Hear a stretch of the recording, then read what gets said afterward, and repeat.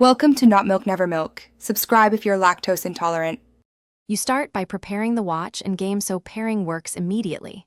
First, make sure the watch has over 50% battery and Bluetooth is on.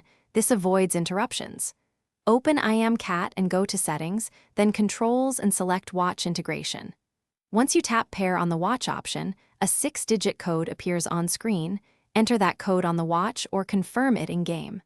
After confirmation, you should see a connected indicator. Keep the devices within a few meters while we continue. Once connected, configure how the watch controls the cat.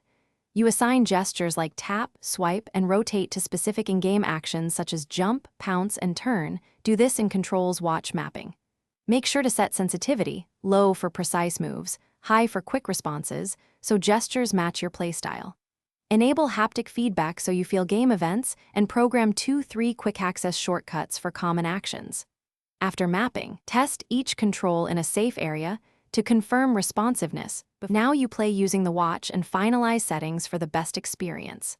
Start in the tutorial zone and practice combos, making small adjustments to mapping and sensitivity as you notice lag or missed inputs.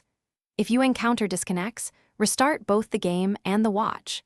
Make sure Bluetooth is not shared by another device. If problems persist, unpair and repair from Settings Watch Integration to clear stale connections. One key troubleshooting tip: reboot the watch before repairing to resolve most stubborn sync issues. Thanks for watching. If this was helpful, leave a like and consider subscribing. See you next time.